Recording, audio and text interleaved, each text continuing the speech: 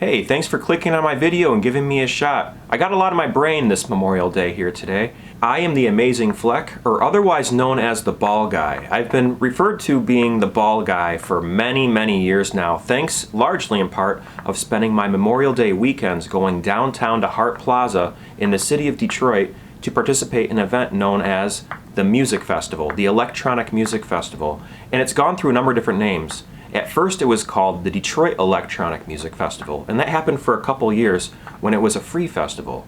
And then something happened. Someone came in and called it Movement Festival. And it was called Movement Festival for a couple years, I believe, before it was turned into something called Fusin.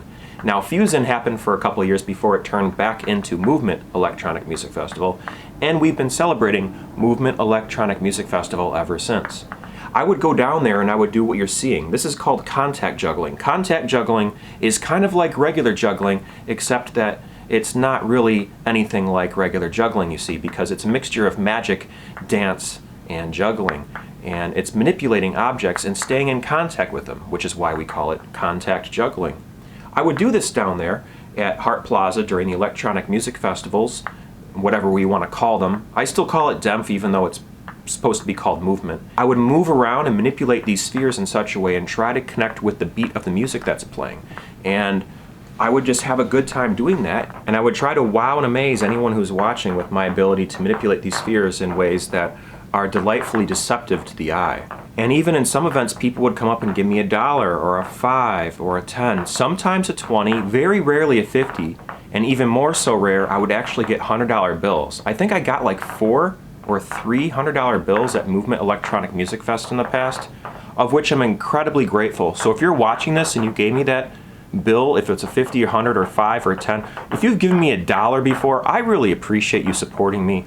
You really helped me out a lot when I was down on my luck and I was having a hard time getting by making any money. I would look forward to going to the music festival every single year, not only to perform and practice my craft in front of audiences and see people just get completely amazed at what I was doing, but also because it became a source of income for me. It was a way for me to collect money, and I would get sometimes maybe just $50 for that day. Sometimes I would get $300 or $400 in a single day going down there, performing and doing what I love doing, making other people smile and laugh, and that would cover my rent and my auto insurance if I had a really good weekend.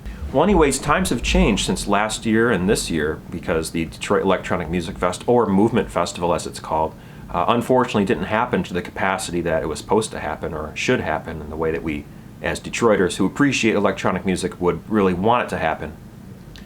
And that's just the way it is. You know, you have to roll with the punches. You have to ride the tide, ride the wave, go with it. You can't get upset about the things you can't change. You have to learn to adapt. So here we are. It's Memorial Day, and I'm sitting around. I got a lot on my brain, as you can probably see.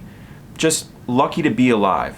And speaking of me feeling lucky to be alive, I'd like to take just a moment to recognize all of the veterans and all of the good folks who paid the ultimate price in serving our country. Today is the day where we take a moment to recognize all of those who have fallen in support of our country in various branches of military service. So I'd like to take off my hat in their honor and offer a moment of silence.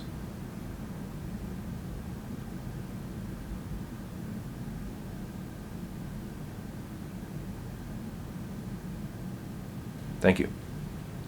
I would like to say this though, when it comes to global politics, our military-industrial complex, our role we play when it comes to the military that we have, I'd like to say that it's possible to be completely supportive of our troops and of our veterans and to honor them for the services they've provided for our country, even if you are against the military-industrial complex and what it stands for overall.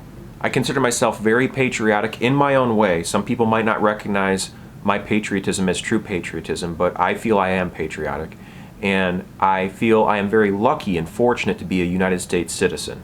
I can't say that I'm proud to be a United States citizen because I honestly feel that pride, as far as my understanding and how I view the word, should be reserved for people who have either endured hardships or earned something. So be that as it may, I don't feel like I've endured any sort of hardships being a United States citizen, especially being a white dude in the United States of America. A lot of things work out in my advantage, and I recognize my privilege when it comes to that. I really do. So I don't think I've endured any hardships being a United States citizen, and I don't think I've earned being a United States citizen. I'm just lucky to have been born here and born under these circumstances. So for those reasons, I consider myself very lucky and fortunate to be a United States citizen. I don't think I'm necessarily prideful or full of pride to be an American citizen. Now, the people who served our country and paid the ultimate price, I think there's some pride deserved there. For the people who have served in any branch of military, no matter what you did, if you were on the front lines in combat, if you were in a kitchen cooking food for the troops, if you were in the marching band, if you were running dispatch for the military vehicles, if you were doing communications, if you were doing military intelligence, I think if you served in the military, I respect you for what you've done, and I think some pride should be reserved for those folks. I also think pride should be reserved for the people who were naturalized, the people who immigrated to our country and did all the things necessary in order to become U.S. citizens. So I think pride is reserved for that. I think pride is also reserved for anyone who had to endure hardships based off of any sort of demographic they fall into that's been disenfranchised. Now, I'm not saying you don't deserve a right to be prideful for who you are and for being born a certain way and having a certain cultural heritage either. That's your decision, that's the way you feel. I'm just speaking on behalf of myself. I can only speak for myself, and that's how I honestly feel when it comes to being an American citizen. I'm lucky to be here, I'm lucky to have been born here. I'm in no way prideful though, because pride, once again, is reserved for people who've either earned it or endured something. Anyways, that's my rant when it comes to the military-industrial complex here in the United States of America. I'm not necessarily in full support of what the military-industrial complex is doing and what their goals are because I don't fully understand it, and sometimes I don't really appreciate the results of their decision-making. However, I do support our troops, and I have respect for the veterans and anyone who has served in the military. It couldn't have been easy having to be in the military, having to follow all the orders and do the things you were told to do.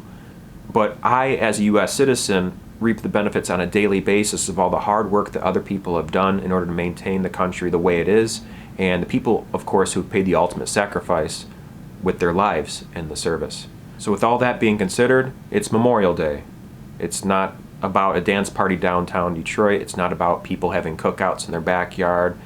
It is about all that, but what it's really all about is a moment of observance and honoring those who paid the ultimate price in military service. It's a wonderful day to be alive. Any day where we're still above ground is a good day in my eyes, and life's a precious thing. It's a beautiful thing, and it's worth living to the fullest extent possible, making the most of every single day. Make every single day count.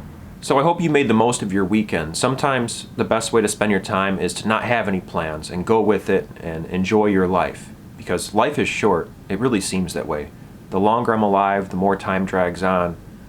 It just seems like this is all just going by so fast. Someone wiser than myself said, the days drag on and the years fly by. And this person happens to be 95 years old, so I believe what they have to say when it comes to that. Alright folks, I think I've said too much. Thanks very much for watching my video here today. I appreciate it very, very much. And I'll leave you with these words. Remember to never give up. Do your best. Stay true to you and who you are. And as always folks, be amazing. Sometimes all it takes to be amazing is just being yourself. You're perfect just the way you are. The world wouldn't be complete without you. So with all that being considered, thanks for watching, and it's Memorial Day, folks. Have a beautiful night. Bye-bye.